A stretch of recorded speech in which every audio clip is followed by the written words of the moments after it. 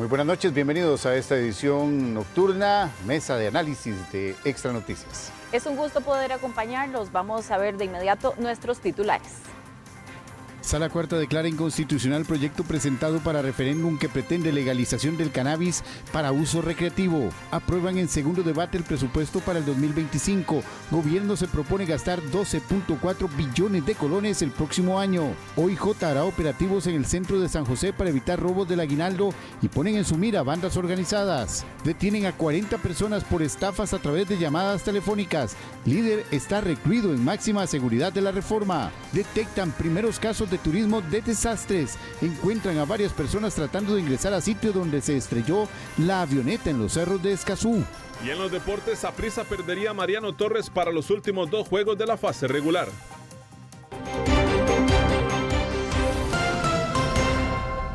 Vamos a iniciar con información en vivo. 40 personas fueron arrestadas por estafas informáticas en San José y también en la zona norte.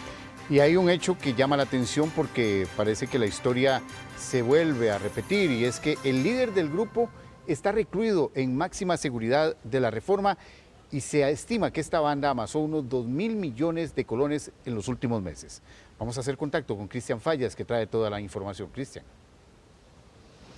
Son varios puntos allanados por parte de la sección de fraude informático del OIJ, también de la Fiscalía, pero sin duda alguna este es uno de los más importantes acá en Sabana Sur, donde se intervino a un centro de llamadas con 25 personas quienes estaban en ese momento estafando. De acuerdo a las autoridades, es un golpe sumamente importante, justo a tiempo, dicen los jerarcas del Poder Judicial, a pocos días de que se empiecen a entregar miles de millones de colones por cuestión de aguinaldo y también lo que son, por ejemplo, dividendos de asociaciones solidaristas y poco más adelante lo que es el salario escolar o el bono escolar, de manera tal que era importante poder desarticular esta banda con el apoyo también de la Policía Municipal de San José, que ha facilitado este camión para hacer el traslado de estas personas hasta el primer circuito judicial acá en la ciudad capital, donde estas personas están siendo indagadas en grupos de 5 o de 6 para que se termine con toda esta diligencia en este punto que es de interés para las autoridades judiciales.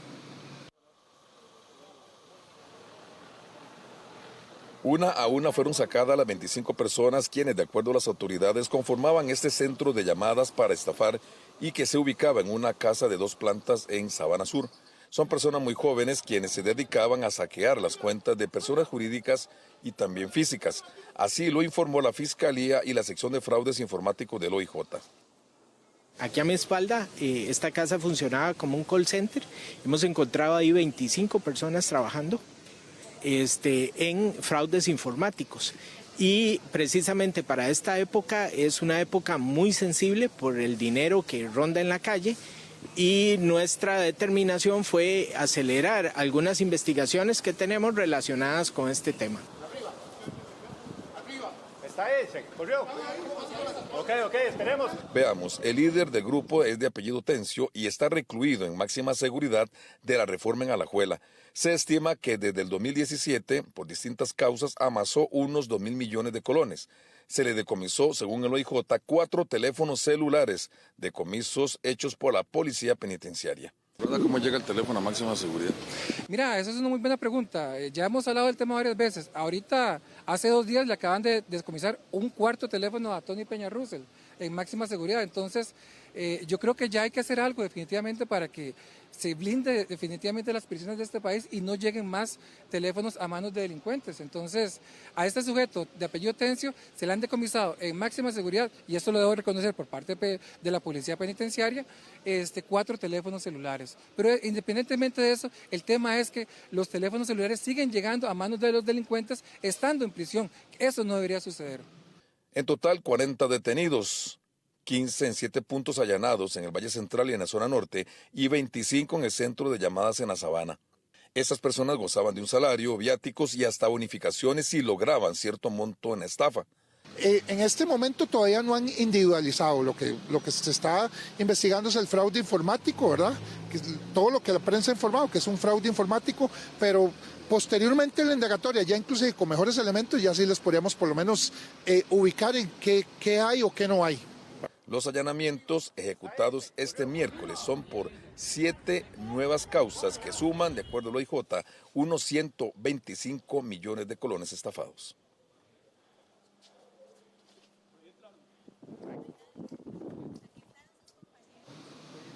Se vendrán las audiencias de medidas cautelares en contra de estas personas para saber exactamente cuál es su suerte legal. Estamos hablando de más de 40 personas, de manera tal que estas audiencias, ya sabemos, son kilométricas, son maratónicas, pero también ahí es importante para saber cuáles de estas personas van a quedar tras las rejas después de que se recabe toda la prueba. Por ejemplo, en este punto donde también la unidad de buzos criminalísticos de el OIJ hizo una inmersión en un pozo de aproximadamente 2 o 3 metros que están en esta propiedad. Hay que recordar que en este tipo de alquileres los dueños de las viviendas o de los locales lo hacen de buena fe y de acuerdo a la investigación estos grupos se movían cada 4 meses de un lugar a otro, pero bueno, acá se sorprenden el día de hoy en horas de la mañana y son detenidas solo en este punto estas 25 personas. La información que trasciende acá desde Sabana Sur, el reporte de Cristian Fallas Vidal para Extra Noticias. Tenga usted muy buena noche. Gracias, Cristian. Estaremos pendientes a la evolución de este enorme caso. Vamos con otros temas porque la Sala Cuarta declaró inconstitucional el proyecto que iba a ser presentado en el referéndum para permitir el uso del cannabis de forma recreativa. Vamos hasta la Asamblea Legislativa con nuestro compañero Rolando Rivera. Rolando. Buenas noches. La Sala Cuarta, la Sala Constitucional, declaró inconstitucional el proyecto de uso recreativo del cannabis. Esto ante una consulta facultativa del Tribunal Supremo de Elecciones y por supuesto que las reacciones de los diputados de la República no se hicieron esperar. Así es que vamos a ver la siguiente información.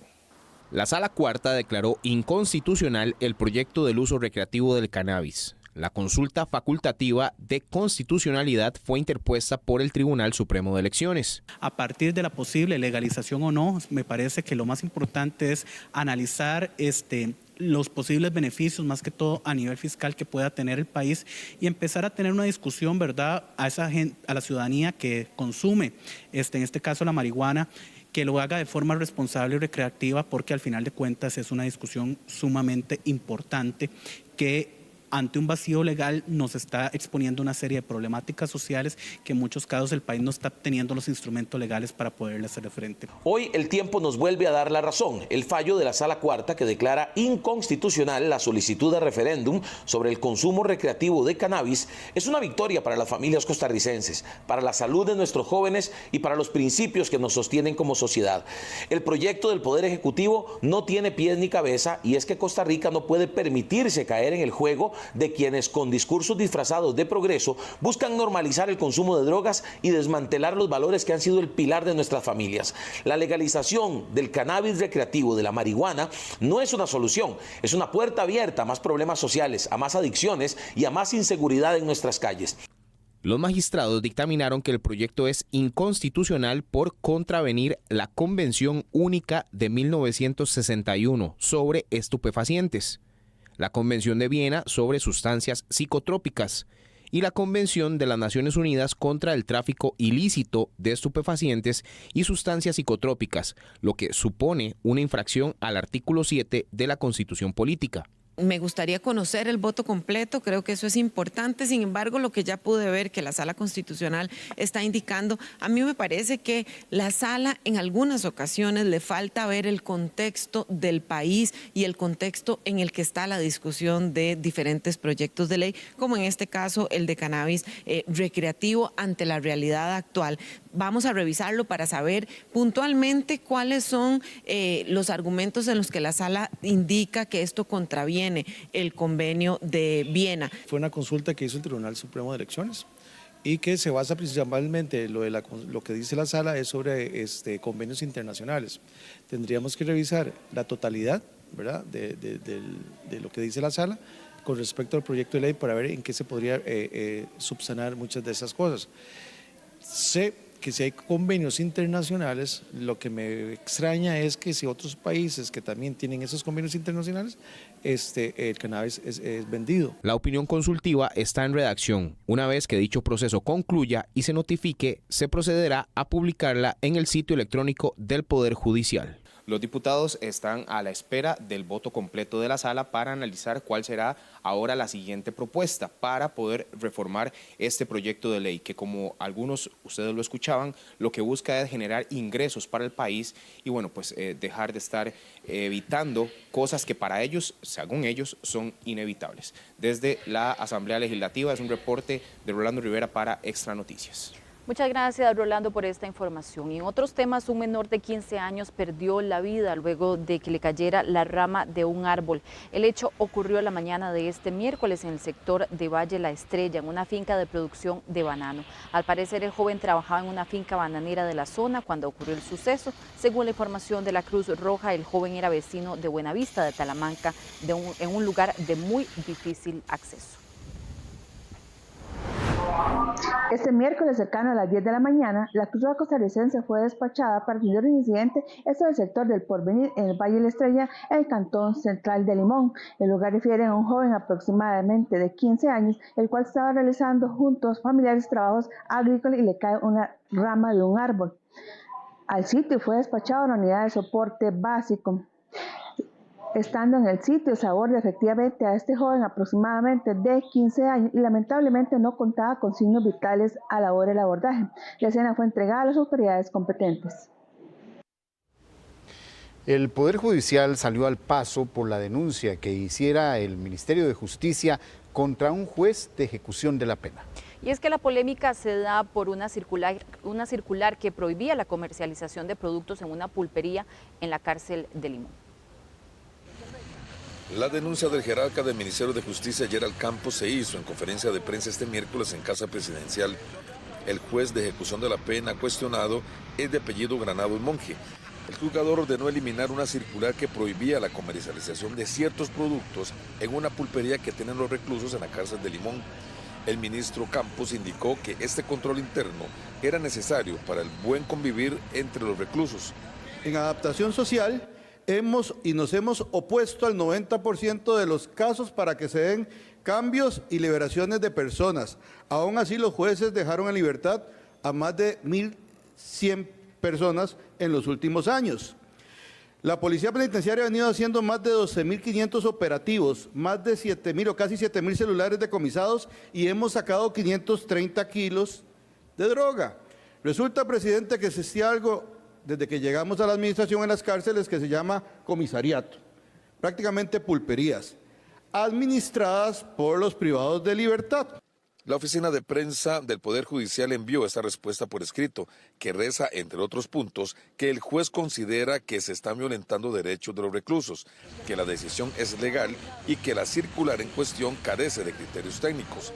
Además, que al ser consultada la inspección judicial sobre este caso, indicaron que a la fecha no se ha recibido la denuncia formal en contra del juez de Limón.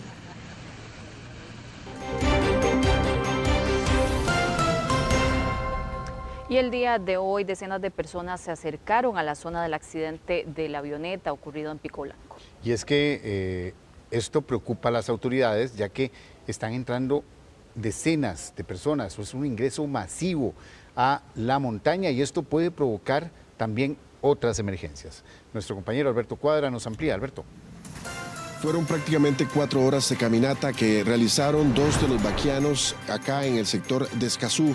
2 personas que conocen al dedillo, como la palma de su mano, lo que es la montaña, sectores como el Ventolero y también Pico Blanco, zonas agrestes, zonas de muchos accidentes, obviamente, geológicos y también mucho barro, mucha neblina y también mucha lluvia. Fue lo que se encontraron estos vaquianos al ingresar a la montaña acá en el sector de Escazú. También es importante destacar que algunas personas están ingresando nuevamente para tratar de observar dónde fue que se dio este accidente y obviamente eso podría causar más problemas. Veamos la siguiente información. El lugar con los restos de la avioneta está esparcido en un radio de 200 metros cuadrados, donde está el fuselaje y también los instrumentos. El ingreso masivo al lugar podría poner en peligro a estas personas y ocasionar otra emergencia. Extra Noticias habló con Josen Rosas, vaquiano que asistió a la única sobreviviente del siniestro, Paola Amador. Vimos unas latas pequeñitas, entonces él dice, esto no es de aquí. Seguimos caminando y nos agachamos porque había un árbol quebrado, nos agachamos y él saca el teléfono, ¿verdad? Ese video que ya las redes sociales lo han publicado, es donde él me graba él y dice, ma, esta vara está destrozado, está, ¿verdad? De las palabras que él dice, yo estuve en silencio porque viera que fue muy impactante ver ese momento. Yo estuve, si se ve que en el video, lo único que yo digo en el momento fue, hola. Entonces, ¿contestaron? En eso, ayuda, fueron segundos, ¿verdad? Fue 2 segundos. Ese ayuda fue una ayuda que se escuchó en toda la montaña. El accidente involucró una aeronave tipo Cessna 206 que desapareció el lunes alrededor de las 12:30 de la tarde mientras volaba de Barra del Tortuguero al Aeropuerto Internacional Tobías Bolaños en Pavas. Se logró ubicar 8 horas después del accidente. Ella estuvo hablando, cuando nosotros llegamos, ella nos contó que ella estuvo hablando con alguien que ella creyó que era la copilota, ¿verdad? Y dice que estuvo intercambiando palabras, pero ella tenía mucho rato de que no la escuchaba, de que dejó de hablar con ella, ¿verdad?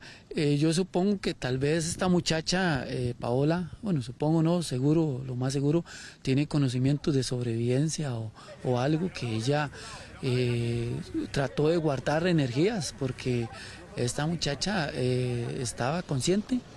Las condiciones meteorológicas, así como las geográficas de Pico Blanco, pusieron a prueba la capacidad y experiencia de los equipos de rescate este lunes 25 y martes 26 de noviembre. La montaña, azotada por precipitaciones por 2 semanas continuas, se convirtió en un escenario hostil, donde cada paso representaba un riesgo para rescatistas y la sobreviviente.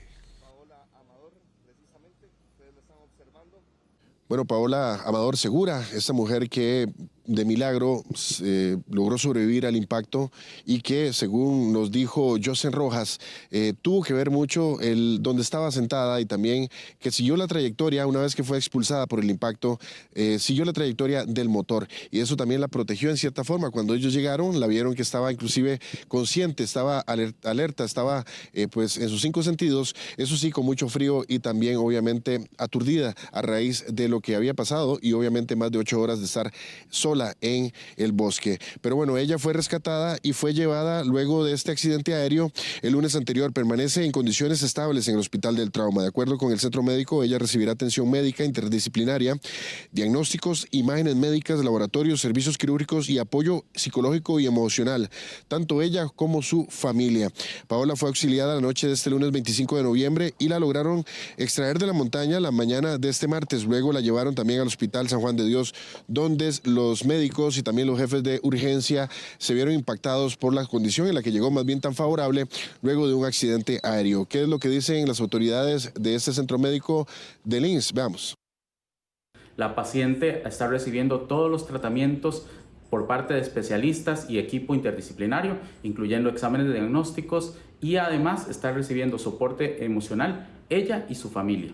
En la mañana conversamos con ella y nos indicó que no quería brindar detalles específicos sobre su estado de salud. Ella está cubierta por la póliza de riesgos del trabajo porque se encontraba realizando labores cuando sucedió el accidente aéreo.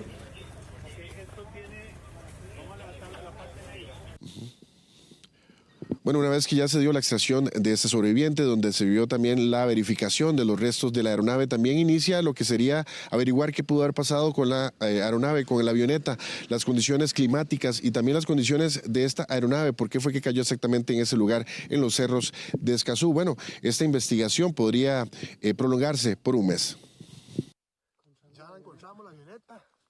Aviación Civil junto con el organismo de investigación judicial ingresaron nuevamente este miércoles al Cerro Pico Blanco, donde se encuentra la avioneta que se accidentó el pasado lunes, en la que murieron 5 personas.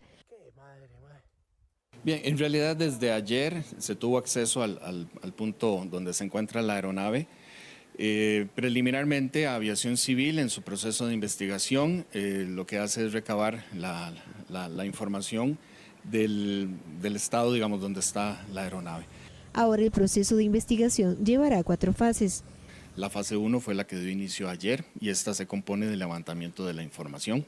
Después seguiría la fase 2 y esto corresponde al análisis propiamente de la información recopilada y de los componentes que se puedan identificar del proceso de investigación. Viene la fase 3 en la que se hace el desarrollo de la investigación como tal y se van teniendo ya conclusiones.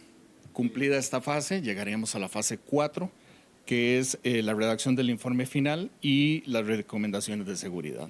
Precisamente para entregar este informe final, Aviación Civil cuenta con un lapso de hasta 12 meses, donde por el momento participan 3 investigadores. Sin embargo, no descarta que se unan investigadores estadounidenses por el lugar de fabricación de la aeronave.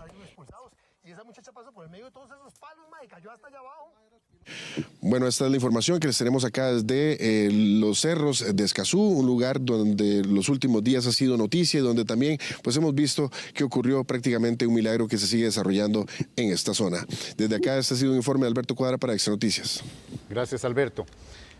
Vamos a otros temas porque un comerciante o varios comerciantes vapulearon a un sospechoso que sorprendieron dentro de un local comercial en Atillo. La policía tuvo que terminar escoltando al sospechoso. El hecho ocurrió este martes en el centro de Atillo. Las autoridades reportaron una fuerte golpiza a un presunto ladrón en un local comercial pocos días de haber abierto. Tras vapulear al sospechoso, la policía tuvo que entrar a la escena para salvaguardar al sujeto.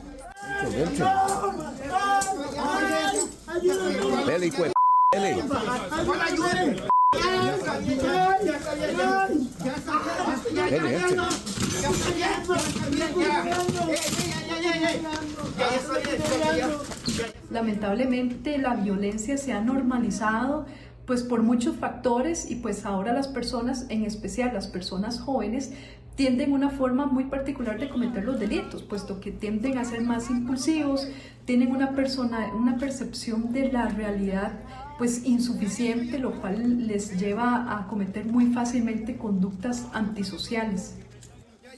El pasado fin de semana se presentó una situación similar. Un hombre sospechoso de provocar un asalto en un minisúper de Barranca de Punta Arenas recibió una golpiza a manos de los propietarios del local.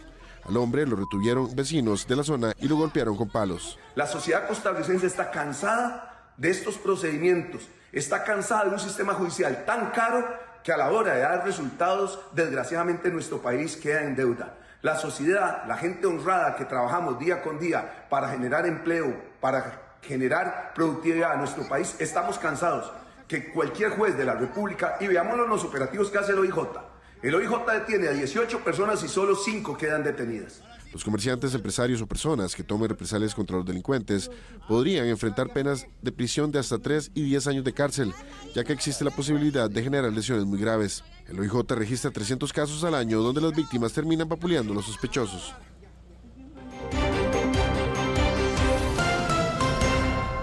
Y con un total de 41 votos a favor se aprobó en segundo debate el presupuesto nacional para el año 2025. Esto con más de 54.000 millones de colones adicionales para educación y salud.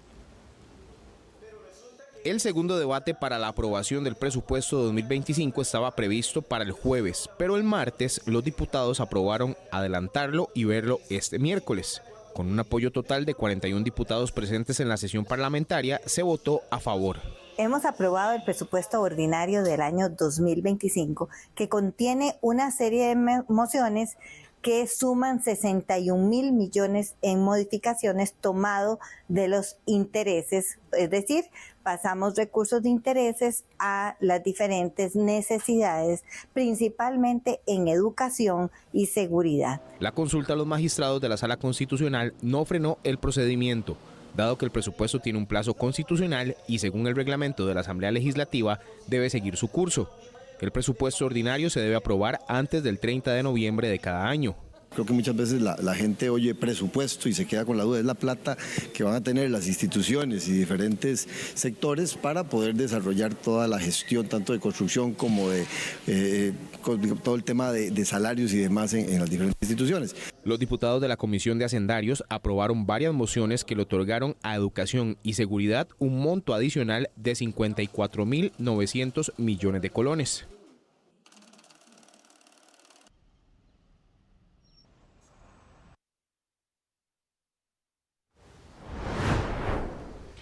Más de 510.000 pensionados del régimen de invalidez, vejez y muerte de la Caja Costarricense del Seguro Social y del régimen no contributivo recibirán el pago de su aguinaldo este viernes.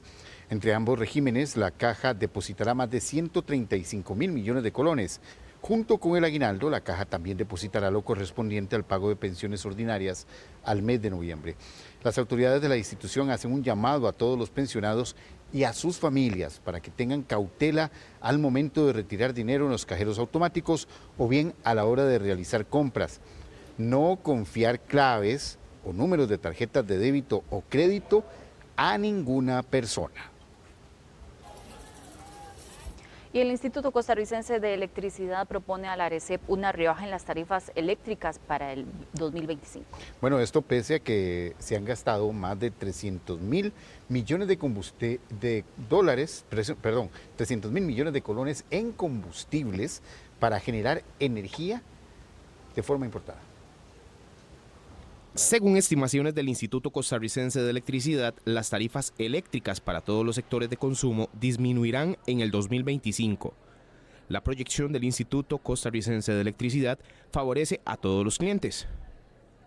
El balance estimado para el próximo año, de acuerdo con las tarifas actuales, es una reducción del 6% para el sistema de generación, 5% para el de transmisión y 0.75% en distribución. Para el 2025 no solamente no va a aumentar la electricidad, sino que va a haber una rebaja del 6% para el sistema de generación.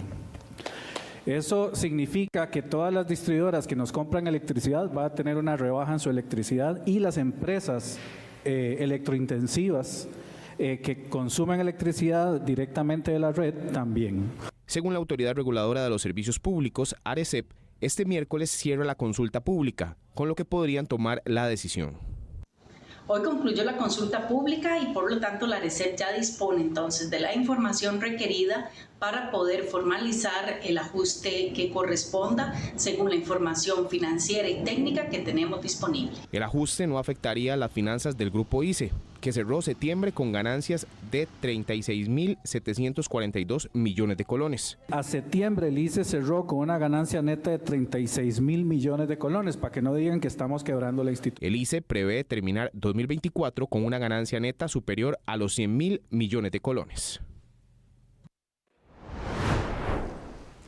La Cámara de Industrias pidió pronta aprobación a las jornadas excepcionales conocidas como jornadas 4x3, asegurando que esta iniciativa aumenta la competitividad de las empresas y reduce, según la Cámara, las horas laborales efectivas. La Cámara argumenta que actualmente el empleo informal en el país va al alza y este tipo de jornadas, aseguran, podrían dar más estabilidad al sector formal en el país. No obstante, el proyecto ha recibido críticas, ya que aseguran, por ejemplo, los sectores sindicales que vulneran los derechos laborales y la calidad de vida de los trabajadores. Hoy el proyecto sobre jornadas 4x3 fue dictaminado de manera positiva por la Comisión de Asuntos Jurídicos de la Asamblea Legislativa. Los cambios en las formas de producción hacen que muchas empresas requieran este tipo de jornadas, por lo que se hace necesario ofrecer un marco regulatorio que proteja tanto a los empleadores como a los trabajadores y no limite las posibilidades de crecimiento y atracción de nuevas inversiones. Y según el último estudio de opinión pública del Centro de Investigación y Estudios Políticos de la Universidad de Costa Rica, el CIEP, los niveles de corrupción aumentaron considerablemente, pero los resultados obtenidos revelan que, si bien es cierto, el 56% de las personas encuestadas considera que el gobierno se está esforzando por combatir la corrupción, un 36% considera todo lo contrario. Las mujeres son quienes consideran que la corrupción en Costa Rica aumentó en los últimos 2 años. Así lo revela el más reciente estudio de opinión pública del Centro de Investigación y Estudios Políticos de la Universidad de Costa Rica. Un 79% de esta población encuestada percibe este incremento y tiene una apreciación más negativa en comparación con el 63% de los hombres. Los encuestadores consultaron acerca de las acciones gubernamentales para combatir esta problemática, hallando que el 56% considera el gobierno está esforzándose por combatir la corrupción y otro 36% no comparte esta opinión. Habíamos hablado de una especie de estancamiento Esto se rompe en esta medición donde tanto la gestión del gobierno como principalmente el presidente obtiene un aumento significativo. En particular, el mandatario obtuvo el 63% de valoraciones positivas en esta oportunidad. Un dato que se compara únicamente a lo que obtuvo en abril del 2023. El apoyo al presidente Chávez se mantiene y un 31% de los entrevistados considerados como seguidores fieles del mandatario lo respaldan y a sus políticas. El grupo de quienes lo reprueban y reprueban su gestión disminuyó a un 16%. La comunicación del presidente de la República o la maquinaria de comunicación ha sido muy efectiva. La narrativa que han logrado construir con respecto, por ejemplo, que también lo señala el CIEP, al manejo de la crisis, de las lluvias y demás, toda esta parte de comunicación estratégica, política, ha sido muy efectiva y han logrado crear una narrativa donde prácticamente el presidente parece ajeno al Estado, pese a ser el jefe de Estado, ¿verdad? La cabeza del Estado. El apoyo predominante hacia la gestión del mandatario proviene de personas de edades entre los 35 y 54 años, principalmente hombres residentes en Punta Arenas, Guanacaste y Limón. La encuesta del CIEP se realizó del 19 al 22 de noviembre entre 1.003 personas de todo el país. Vamos a hacer nuestra primera pausa comercial y al volver vamos a hablar sobre empleo y desempleo. Vamos a tener una entrevista para analizar los últimos datos que se han dado a conocer y también sobre la feria de empleo que inició el día de hoy. Ya regresamos.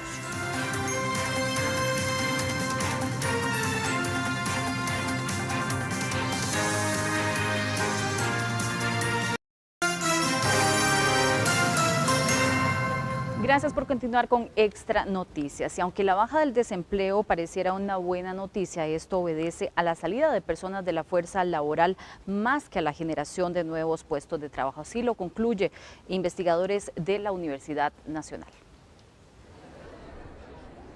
Para agosto de este año, la tasa de desempleo en Costa Rica se colocó en 6.7%, o sea, una de las más bajas en los últimos años.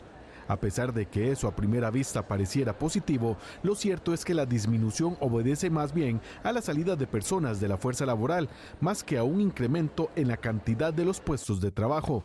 Así lo concluyen los investigadores del Centro Internacional de Política Económica para el Desarrollo Sostenible de la Universidad Nacional. Tenemos una proporción importante de la fuerza de trabajo, es decir, de la población que efectivamente podría estar laborando, que ha mostrado que ya no está en búsqueda activa de empleo, es decir, se cansaron de alguna manera en buscar empleo, o eso es lo que reportan. Hay diferentes razones las cuales nosotros mostramos que hacen que las personas salgan del mercado laboral, pero evidentemente una reducción en el interés de las personas en buscar empleo es lo que hace también que se refleje una tasa de desempleo menor. Además, mientras que para septiembre de 2020 el desempleo golpeaba al 20% de la población, 4 años más tarde esa cifra bajó al 7.6%. Ahora bien, la reducción del desempleo contrasta con la tasa neta de participación laboral, es decir, personas de 15 años o más desempleadas o empleadas en relación con el total de la población. Esa tasa más bien bajó de 59.8% en septiembre de 2020 a 56.5% en septiembre pasado, lo que se traduce en menos personas formalmente en el mercado laboral. No hemos logrado tener las tasas de ocupación que teníamos antes de la pandemia. Incluso en términos generales, en la economía, el mercado de trabajo todavía no ha alcanzado una tasa de ocupación similar a la que teníamos en el 2019, que fue ese periodo pre-pandemia. Según el informe, la población sin colegio completo tiene una tasa de participación laboral del 50%, la cual sube casi al 73% cuando se cuenta con algún grado universitario. Bueno, es que a propósito de este tema, personas de todas las edades se aproximaron el día de hoy a la explanada del Estadio Nacional en busca de ese anhelado empleo. Gerald tiene 19 años y está buscando su primer trabajo. Estoy un poco nervioso porque claramente hay personas muy preparadas, pero siento que todo es actitud. Si uno se lo propone y uno le mete ganas, creo que uno puede salir adelante, y a veces mucha gente pone excusas y no debería ser así, uno puede con todo. Isabel, de 22 años, ya ha tenido experiencia laboral, pero en esta oportunidad desea un empleo más estable. Bueno, la experiencia ha sido muy relevante, hay mucha oportunidad de trabajo y he visto muchas oportunidades de desarrollar mis habilidades. ¿Cuántos años tenés? Tengo 22 años.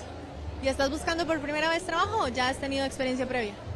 No, no he tenido experiencia previa. Estuve en un evento de Halloween Town, pero era actriz.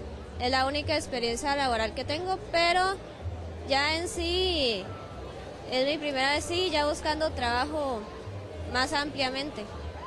Más de 90 empresas se hicieron presentes para poner a disposición 5.800 puestos de trabajo en la primera feria Brete en el gran área metropolitana. Hemos tenido personas desde 16 años que les vienen los papás a buscar trabajo, hasta señores de 54 años que ya una de las empresas logró la contratación de esta persona de 54 años y hasta más. De verdad que estamos muy contentos. Esta es nuestra primera Feria Nacional de Empleo que hacemos como Sistema Nacional de Empleo del país. Y pues ya llevamos 2.500 personas ya actualmente registradas en este momento. Durante esta feria se contó con el servicio de cuido Sensinay para menores de edad. En este lugar no solo se cuidaron niños, sino también adultos mayores que venían acompañando familiares que buscaban trabajo. Bueno, es que el tema del desempleo es una de las principales preocupaciones de los costarricenses y como veíamos en las notas anteriores. Y para analizar este tema se encuentra con nosotros esta noche Luis Vargas, economista. Luis, muy buenas noches, muchas gracias por acompañarnos. Buenas noches, Gabriela, gracias a ustedes por el espacio. Luis, una cifra que veíamos, 6.6% es la tasa de desempleo que nos indicaba el INEC hace algunos días, pero realmente ¿cómo traducimos estas cifras? ¿Qué representa ese 6%, aunque se registra una baja? Pero ¿cómo se ve esto en nuestra realidad? Sí, algo importante que tenemos que pensar es que la salud del mercado laboral no la podemos medir con un solo indicador, porque estos números pueden ser engañosos. Efectivamente, como estudios recientes señalan, hemos tenido mejoras en la tasa de desempleo, una menor cantidad de personas desempleadas, pero en mucho esta mejora responde a que este es un número relativo que se calcula con respecto a la fuerza laboral, a la población mayor de 15 años que está dispuesta a trabajar, que se ha reducido con el paso de los años. Vemos una mejora en el desempleo, pero en gran medida explicado por esa reducción en la población económicamente activa. Otra cosa que hay que destacar, o otro indicador relevante, es la ocupación. ¿Qué es lo que hemos visto? Pérdidas de empleo, menos personas ocupadas. ¿Cuál sería el escenario ideal? Sí, que se reduzca la tasa de desempleo, pero que de la mano aumente la tasa de ocupación. Las personas que tienen un empleo efectivo, lamentablemente este número también ha venido decayendo de la mano con este descenso en el desempleo. Don Luis, y otra cifra que realmente llama la atención también es justamente eso que usted mencionaba, un 40.6% de la población ocupada trabaja en condiciones de informalidad. ¿Qué significa esto y por qué también deberíamos prestarle atención a esta cifra? Por supuesto, debemos prestarle muchísima atención, no solo porque incide directamente en el bienestar, en la calidad de vida de las personas. Recordemos que una persona que está en la informalidad no tiene acceso a un seguro médico. Pero también recordemos que una persona en la informalidad no está cotizando para una pensión, lo que genera no solo presiones a el sistema de pensiones, presiones fiscales, sino que además estamos condenando a estas personas a no tener una vejez digna. De ahí que debamos preocuparnos y particularmente por ciertos grupos de población como las mujeres. ¿Qué pasó en el último trimestre? Vemos una mejoría en las cifras del mercado laboral de las mujeres, pero efectivamente es en empleos independientes, informales, lo cual no es una solución sostenible. Necesitamos generar no solo más, sino mejores empleos. Y es que justamente esa es la interrogante, ¿verdad? ¿Cómo llegamos a generar, cómo podemos llegar a desarrollar diferentes oportunidades en el país para generar más y mejores, además, condiciones de empleo? Esto me hace pensar un poco en las zonas francas, por ahí podemos ver un poco también esas oportunidades. Sí, por supuesto. Hay que entender que tenemos una economía dual en muchos ámbitos, pero estamos hablando de uno particularmente importante que es sectorial. Hay un sector muy dinámico que nos genera empleos, pero lo que pasa es que no tenemos en consecuencia un recurso humano que pueda aprovechar esos empleos. Tenemos que entender que nos guste o no, hay dos Costa Ricas. Una Costa Rica, esas personas que tienen suficiente nivel de cualificación para ocupar estos empleos en zonas francas, pero la gran mayoría, que es esta otra Costa Rica, no tiene el capital humano necesario para conseguir un empleo ahí. De ahí que si queremos realmente una solución efectiva a la realidad del mercado laboral de hoy, necesitamos generar empleos en esta otra Costa Rica, en el que llamamos el régimen definitivo. ¿Qué pasa con el régimen definitivo? No hay políticas de empleo dirigidas a este régimen, que ha sido el que se ha mantenido estancado y que su situación se vio agravada más aún con la pandemia de la COVID. Don Luis, estamos hablando tal vez ahí, usted mencionaba a las mujeres, pero también es una población vulnerable los jóvenes que se están insertando apenas en el mercado laboral. ¿Qué pasa con esa población? Sin lugar a dudas, cuando hablamos de las personas jóvenes, recordemos que seguimos siendo un país, y este es un dato triste, que tiene dificultades para que las personas obtengan su grado de secundaria. Cuando nos comparamos con la OECD, las tasas de graduación que tenemos en secundaria son muy bajas. Y quizás estas personas jóvenes podrían ocupar estos puestos que se generan en zonas francas, que generan empresas multinacionales, pero no están logrando tener las capacidades necesarias para ocupar estos puestos. Esas personas jóvenes, que son una masa crítica de la población costarricense, hoy por hoy no tienen ni la cualificación para ocupar los empleos que se crean, ni les estamos creando empleos alternativos donde se ocupen, lo que consecuentemente también deriva en otros problemas sociales como los que hemos visto, donde nos guste o no también la mayor cantidad de muertes violentas se concentran en este grupo de población. Y eso nos lleva también a analizar una situación dependiendo de la zona geográfica. ¿Hay alguna vinculación también con los datos, lo demuestran así, con el tema del desempleo? Por supuesto. De hecho, cuando analizamos también los resultados del último trimestre, quizás si vemos el número en promedio decimos, es alentador. Bajó el desempleo, aumentó levemente la tasa de participación, aumentó levemente la tasa de ocupación.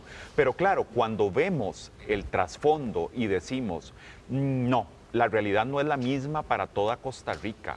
Seguimos de nuevo reflejando otra dualidad, la dualidad rural-urbana, la dualidad gran área metropolitana versus el resto del país. La mejora en el desempleo, la mejora en el mercado laboral se concentra en la gran área metropolitana. Hay regiones donde sus números se mantuvieron exactamente igual. Vemos una región como la Brunca, con altos índices, el mayor índice de pobreza del país, cuyo mercado laboral no tiene ninguna mejoría.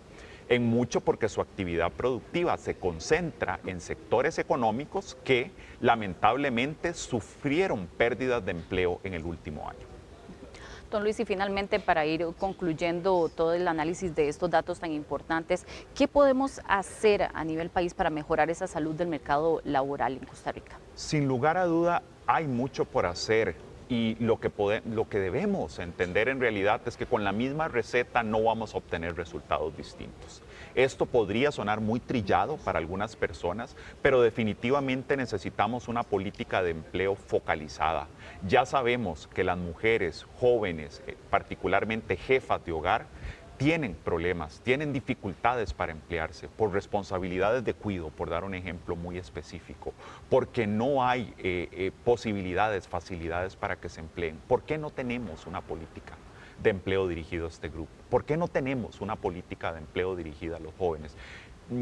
No parece tan difícil, nos ha faltado enfoque y en eso tenemos que ser críticos, enfáticos, en que como país, si no tenemos políticas de empleo para grupos de población específicos, no vamos a ver resultados.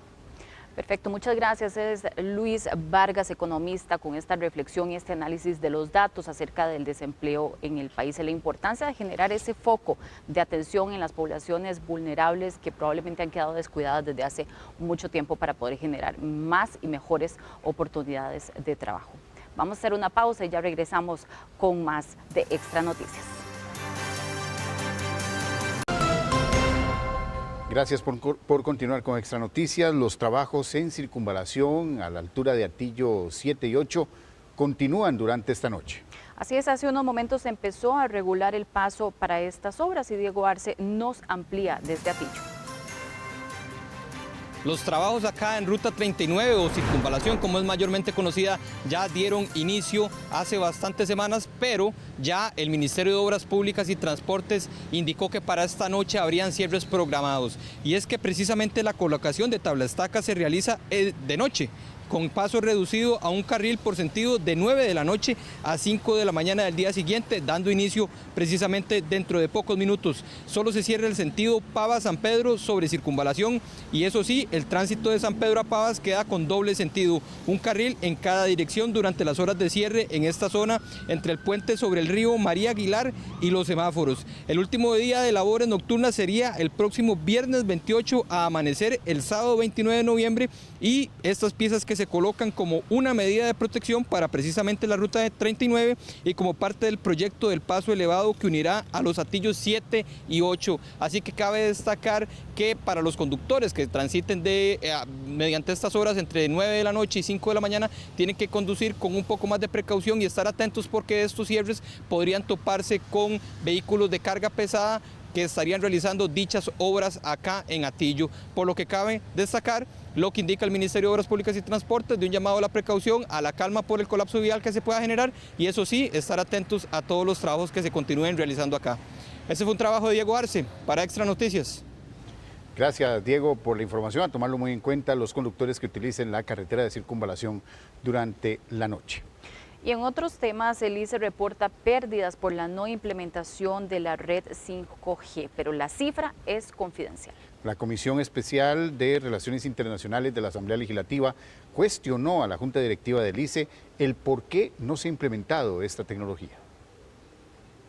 El diputado Óscar Izquierdo consultó a 2 miembros del Consejo Director del ICE cuáles son las pérdidas económicas reales al día de hoy. La Comisión Especial de Relaciones Internacionales contó con la presencia de Katia Vilar y también Henry Guevara. ¿Y cuánto puede ser el impacto a hoy?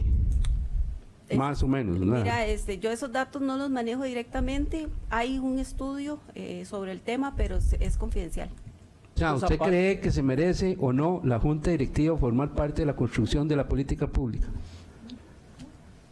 Yo creo que nosotros debemos participar en ciertas cosas relacionadas con el Consejo Directivo. Nosotros no podemos tirar hacia arriba y construir una política pública con los que están arriba. La respuesta sería que en un mundo ideal sería lo idóneo, pero no funciona así. Ok, me parece muy clara su respuesta. Ante la consulta del diputado Izquierdo y los representantes del ICE sobre por qué no participaron en la creación del decreto que genera el conflicto con varias empresas que no son incluidas en la competencia, intervino el diputado oficialista Daniel Vargas. La política pública, diputado Izquierdo, no la construye, la construye el Ejecutivo y no es una cuestión de merecimiento, no es una cuestión de merecimiento, de si se merece o no, es una cuestión de legalidad. Y por la ley la construye el Ejecutivo. Puede informarse de muchas cosas de la operación en el mercado, pero la construye el Ejecutivo. Es una responsabilidad legítima del Ejecutivo. El diputado Daniel Vargas argumentó que el ICE no podía opinar sobre el decreto porque también forma parte de los oferentes. Nuestro país podría producir menos riqueza el próximo año, según proyectan los economistas de la Universidad Nacional. Un menor crecimiento económico también responde en parte a lo que se espera de potencias como Estados Unidos y China. Aunque la proyección del crecimiento económico de Costa Rica para cerrar este año es de 4.2%, el panorama para 2025 deja ver una desaceleración en 3.7%, es decir, medio punto porcentual menos de un año al otro. Parte de esa contracción económica eventualmente para el próximo año se relaciona con perspectivas también conservadoras para países económicamente potentes como Estados Unidos, China y Brasil. Producto de un menor crecimiento a nivel global, principalmente lo que es Estados Unidos, eso nos impactará para que crezcamos menos. Y además de eso existen algunos sectores importantes que también crecerán menos, como el caso del sector construcción, que efectivamente esto está muy ligado con la inversión del país. Es así como el crecimiento del Producto Interno Bruto de nuestro país, el PIB, podría caer, es decir, se producirán menos bienes y servicios, y recordemos que ese indicador determina la riqueza de un país.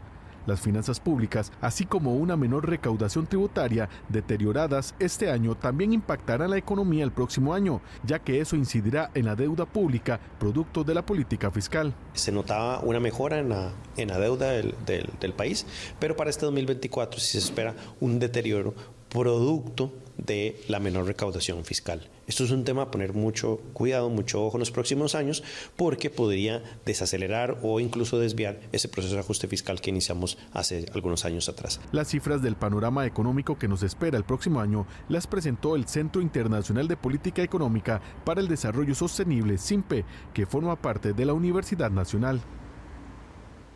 Y el país se está quedando sin lugares donde botar basura. El relleno sanitario de La Uruca está a punto de colapsar.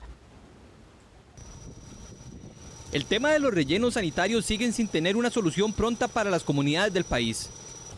Extra Noticias visitó esta mañana el relleno sanitario de La Uruca, el cual estaría a 5 metros de llegar a su máxima capacidad. Nos dimos cuenta de que habían 8 rellenos sanitarios aperturados, de los cuales uno ya estaba en sus últimos días, que era el de Los Pinos, que ya ustedes saben que se cerró. Al cerrar esto quedan 7, de los cuales solo dos son de la gran área metropolitana. Si se cierra este, que es uno de los 2, quedaría solamente uno para la producción de más del 62% de la basura que produce toda la población costarricense. Para la ministra, el tema tiene una serie de responsables, los cuales deberían buscar una salida cuanto antes. Es primordial que las municipalidades tomen partida al respecto, ya que son quienes recolectan estos desechos.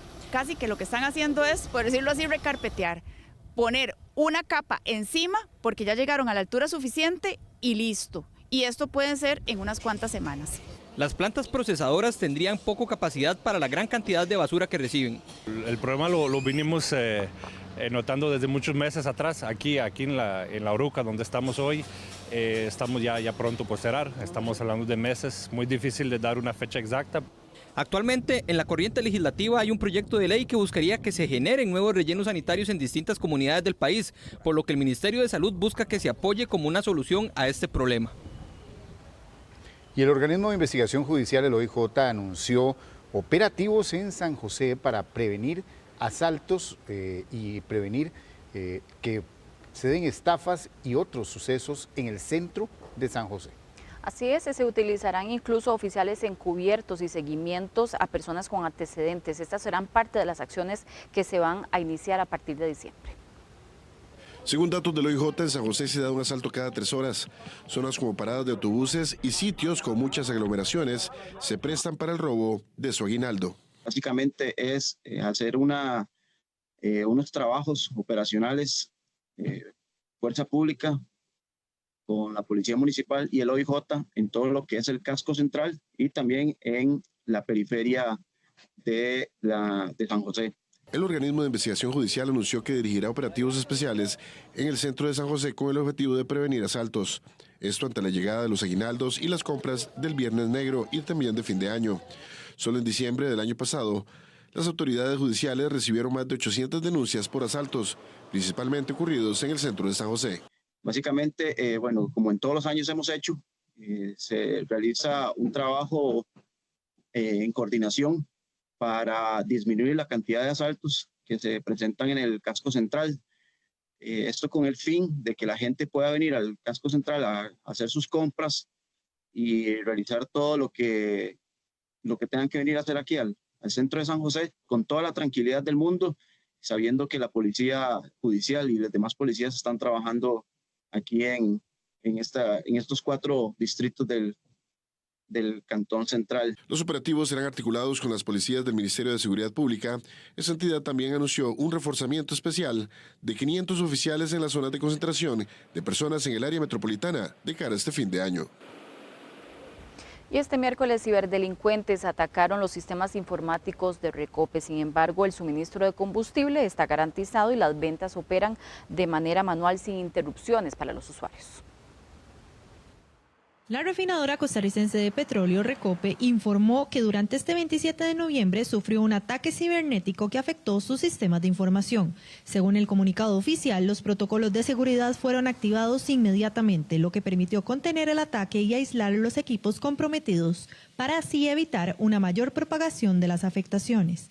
De momento no es posible estimar cuánto tiempo tomará este diagnóstico, pero lo cierto del caso es que el suministro de combustibles está garantizado y las ventas continúan operando de manera manual, sin que esto represente interrupciones a nuestros clientes.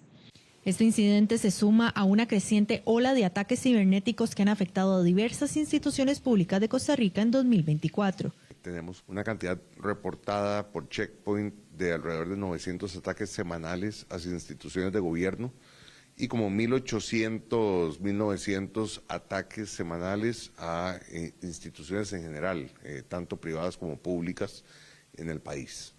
En la respuesta del incidente cibernético de Recope trabajan expertos técnicos de la institución, el Centro de Respuesta de Incidentes de Seguridad Informática y especialistas externos. El Ministerio de Obras Públicas y Transportes abrió un nuevo horario para obtener obtener la licencia. Del 13 al 31 de enero del próximo año se aplicarán cursos teóricos por suficiencia y para recuperación de puntos. Esto de manera nocturna en la sede de Paso Ancho. Los espacios estarán disponibles desde el 13 de diciembre en la página de Educación Vial. Y en solo una semana, 2 proyectos brindan propuestas muy diferentes para la minería en Costa Rica. Bueno, una de las propuestas ya presentadas por el gobierno es la minería a cielo abierto en Cruzitas. El futuro de la minería en Costa Rica hoy se debate entre 2 posiciones opuestas. Cruzitas alberga un potencial de $2.000 millones según el ministro de Ambiente, pero actualmente es también una zona contaminada, hasta con 50 toneladas de mercurio.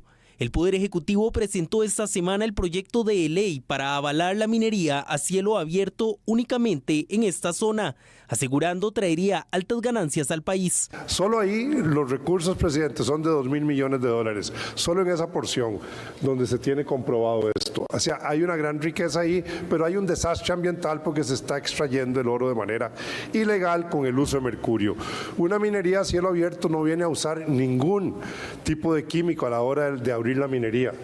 El mercurio, los químicos se usan en una planta cerrada, de ciclo cerrado. No va a haber ningún uso de ningún metal pesado en la minería. En esta misma semana, sectores opuestos a la minería a cielo abierto presentaron un proyecto de ley para que permisos mineros no se den a empresas que se encuentren bajo alguna investigación judicial y pediría más requisitos para las concesiones. Busca modificar varios artículos de la ley de minería para proteger a nuestros ríos y que las prácticas dañinas para el ambiente que muchas veces se hacen por medio de actos de corrupción o de una entrega donde se acumulan permisos y concesiones en una sola familia para explotar un río queden prohibidas. Cruzitas acumula años de no contar con regulación efectiva que impida la llegada de coligalleros y la extracción ilegal. El arbitraje internacional con la empresa Infinito Gold también retrasó medidas desde varios gobiernos atrás. Hoy el país se enfrenta a decisiones que sin lugar a dudas dividen la opinión pública, pero que expertos y autoridades aseguran deberán tomarse si queremos que Cruzitas deje de ser tierra de nadie.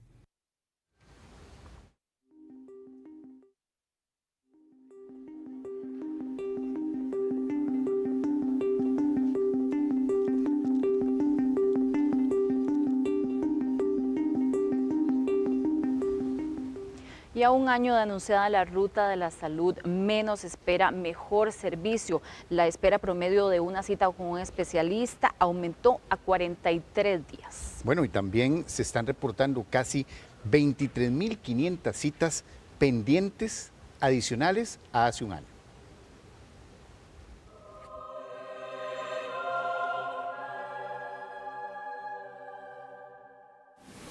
¿Cuál es su temor? Quedar sin visión. Y oiga, que gloria a Dios es un ojo. Si fueran los dos, él quedaría ciego. Con 75 años, este vecino de Guadalupe afronta el riesgo de que el glaucoma dañe aún más el ojo izquierdo. En febrero anterior le dieron una referencia para una tomografía ocular y una cita en oftalmología del Hospital Calderón Guardia, pero él y su esposa vivieron una congoja para que les dieran una fecha definitiva. Todo el año pasamos yendo para ver, mandando a un señor que nos hace los mandados a que por favor la cita, siempre nos decían no hay agenda. En octubre finalmente les dieron esa fecha, con la desazón de que tocará esperar hasta diciembre del próximo año para el examen y la cita con el especialista. Lo que nos preocupa es el daño de él, porque la mamá de él se quedó ciega por lo mismo. Ciega, entonces él tiene mucho miedo de que a él le pase lo mismo. Relatos como estos confirman que la Ruta de la Salud, menos espera, mejor servicio, que la Caja anunció el 7 de noviembre del año pasado, tuvo poco o nada de impacto en las listas de espera para las citas en especialidades médicas. Al mes siguiente de anunciado ese plan, se registraban 386 días de espera, que subieron a 429 en agosto anterior, 43 días más, o sea, casi un mes y medio. Además, la cantidad de citas pendientes aumentó en casi 23.500. Que las personas con diagnóstico de cáncer y enfermedades cardiovasculares no esperen más de 45 días para recibir atención. En ortopedia, por ejemplo, lejos de bajar, la espera aumentó 73 días y casi 500 operaciones más. En oftalmología, toda una pesadilla para los asegurados, el promedio de espera subió 64 días, aunque levemente disminuyó la cantidad de cirugías. Vea cómo estoy de la vista, ya prácticamente no puedo ni manejar, sinceramente. Y tengo que estar, que mañana, que pasado. Tenía desde hace como 3 años que me llamaban, ¿verdad? Y nada que ver. Ahora me llaman y me dicen que abril del 2025.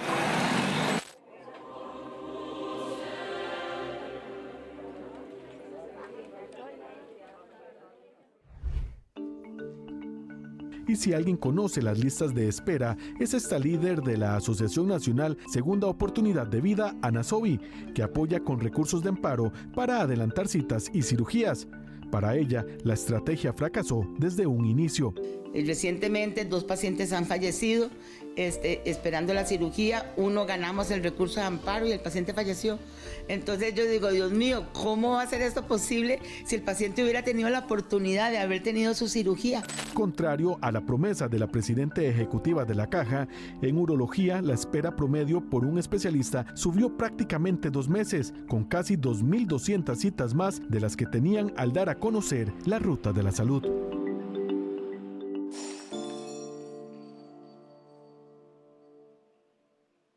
El Poder Judicial también podría quedarse sin médicos forenses para los turnos extraordinarios. Esto luego de que no se llegara a un acuerdo sobre las mejoras salariales ni de horario.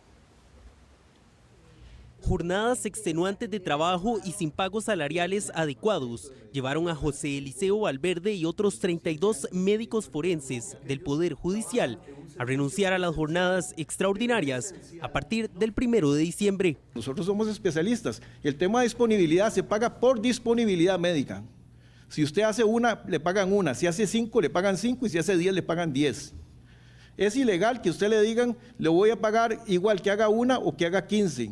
Yo tengo un compañero que tiene como 14 años de estar en Liberia haciendo 6 meses al mes de disponibilidad. Ese muchacho no tiene espacio con la familia, no tiene nada, porque imagínense lo que es estar medio mes disponible. Y por un pago pésimo, ¿verdad? Mal establecido.